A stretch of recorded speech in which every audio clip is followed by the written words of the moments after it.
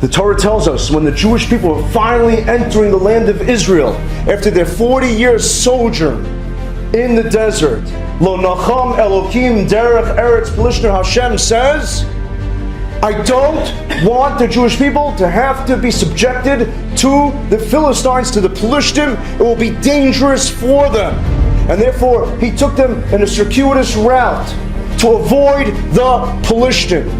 David HaMelech, in order for David HaMelech, for King David, to finally be able to become king, he has to kill Goliath, who of course was from the Pelishtim.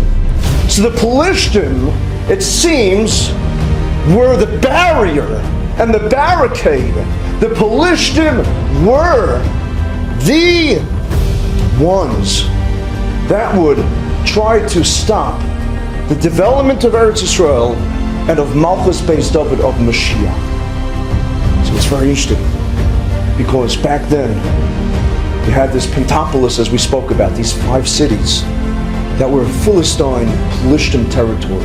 Gaza, Ekron, Gas, Ashdod, and Ashkelon, the southern cities of Eretz Yisrael. It all happens in Gaza.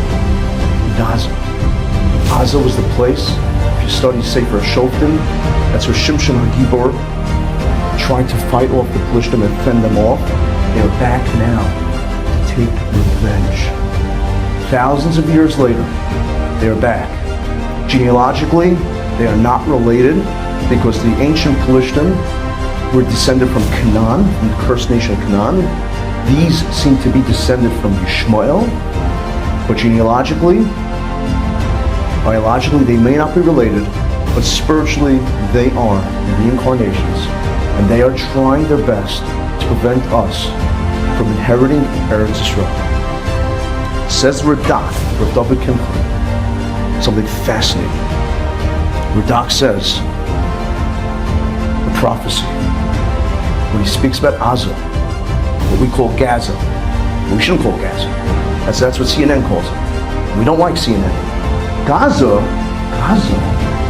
was the place.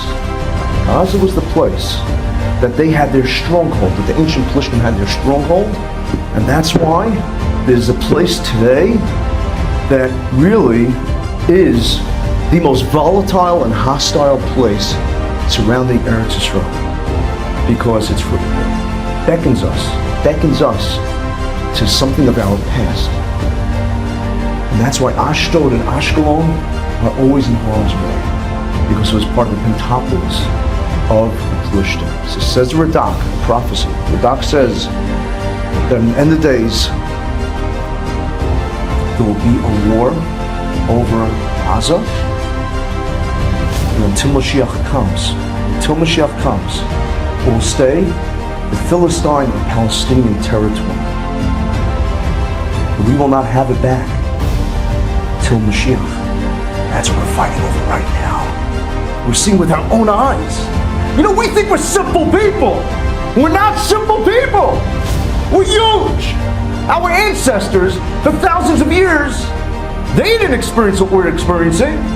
They didn't see a rebirth of Eretz Yisrael. They didn't see the resurrection of Eretz Yisrael. We're witnessing what no one ever witnessed before. There's something extraordinary. There's something inherently and intrinsically, innately special about each and every one of us, because we are the door, we're the generation that's seeing this prophecy, that sees the Palestinians, the Pelishtim, come back. They didn't see that. That sees that there's a battle over Gaza, coming from Gaza. No one else saw that. So when you hear the news, it's not news. It's our neshamas. It's our ancestors, Avram, Yitzchak, Yaakov, what they fought for, where they had their dreams, where they had their visions.